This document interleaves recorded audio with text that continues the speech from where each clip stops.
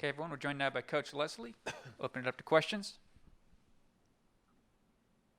First up is Greg Hunter. So, Jordan, overall, your run game stats against the run are pretty good, but you've been hit a couple of times in recent games with a big run. Just a product of a misfit, or, I guess, how do you correct such a thing?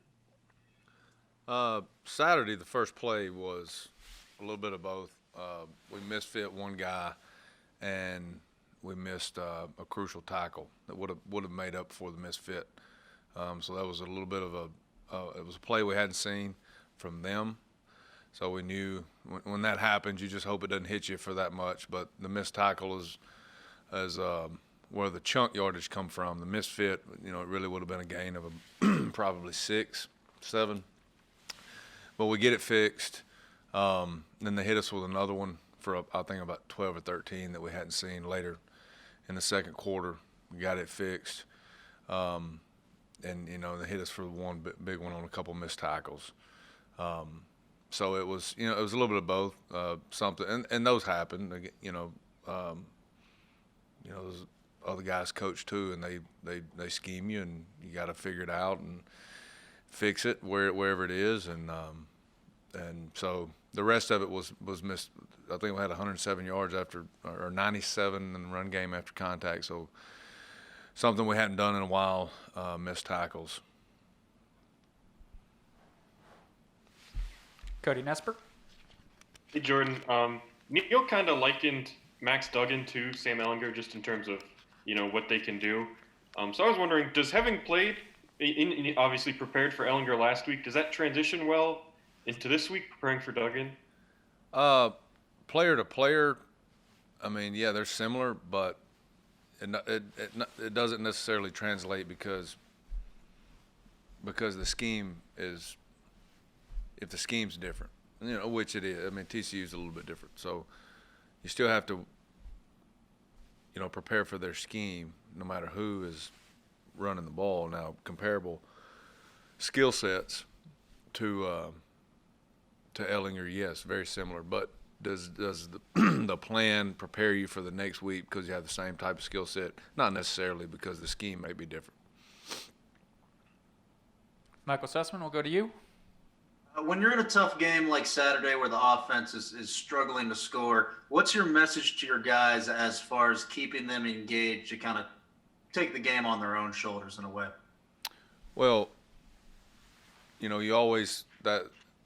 No matter how the offense is playing, that's really our message most of the time, and that's who we want to be as a defense. You can't just say, hey guys, we got to show up because our offense is not doing this, or they're struggling in this area or this time. It's not just like, hey, let's flip a switch and we got to go. Well, we have to play that way all the time. We just have to know that in those games, in that situation, and I really look back. That's what I told the guys when we got back Monday. Was that if I look at our 3 losses, and defensively, it's it's 4 or 5 plays where if we make them, maybe there's a chance, or the game goes a different way. Anywhere in that game, first quarter to fourth quarter. The fourth quarter is always going to stick out. I take some third downs at Oklahoma State.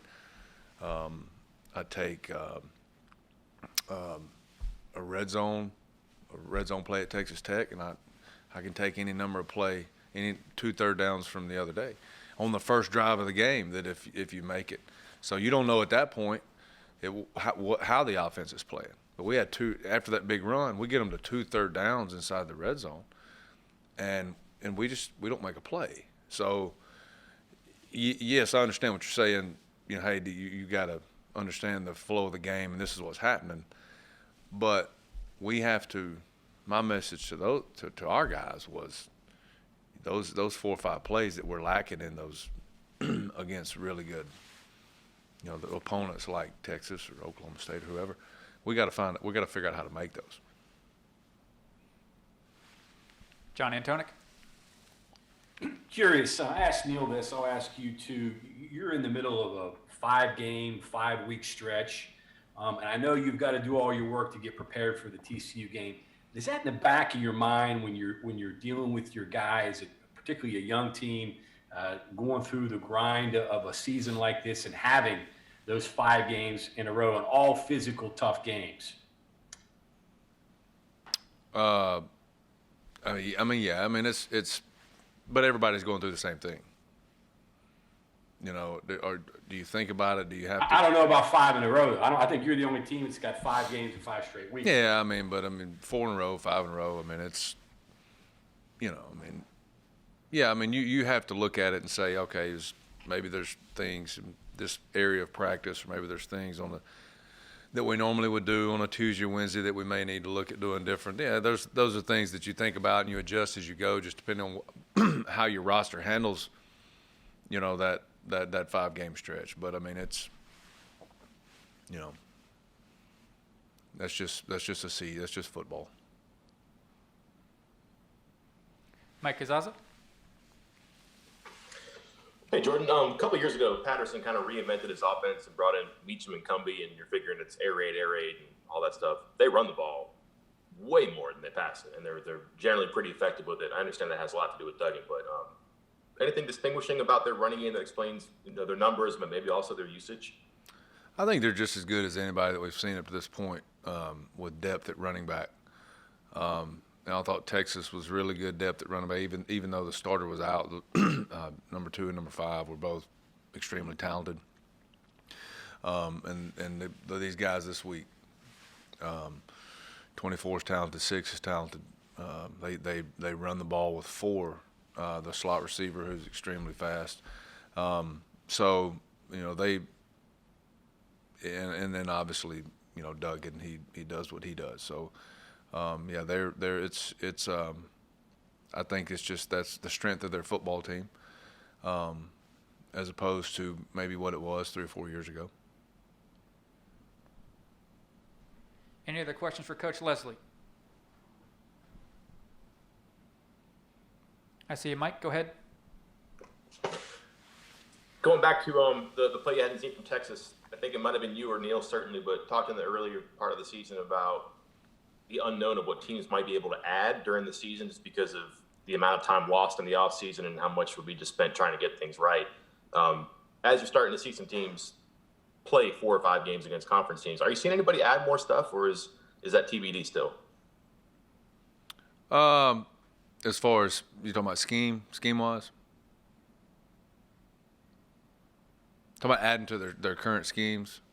Yeah, I think the idea was that you would use your practice time to polish what you had that was really good rather than take time to put something new in. And I just don't know. It's the first time anybody's really acknowledged that. Yeah, I mean, Texas had 2 quarterback runs. I'm sorry. Let me say that again. They had 2 gap scheme runs, power counter, 1 to the running back, and then 1 to Ellinger that we have not seen them do. That was new. Now those are subtle changes throughout the week. I think probably anybody does. Kansas State had 1 we hadn't seen. Kansas, I think, had 3.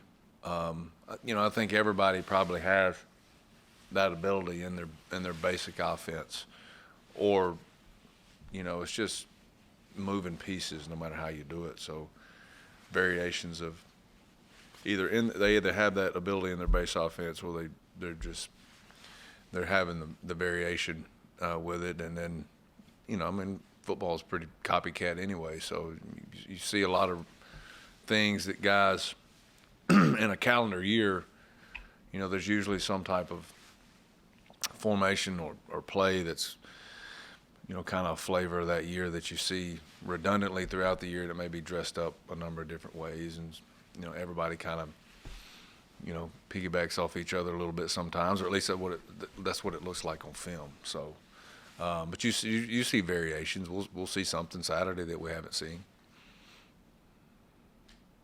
John? Curious, you may have answered this, how many of Duggan's 19 runs were design runs? How many of them were scrambles? And I noticed here he didn't complete a high percentage of passes against Texas Tech. Was that a result of them running more to compensate for that a little bit? Yeah, I think it is. I don't know the exact number of 19, but most of them are. And some of them may look like scrambles that are designed quarterback draws too. So, but yeah, I think that a lot of that was, they're against Texas Tech. They are having success, so why get away from it with how that game was going? So.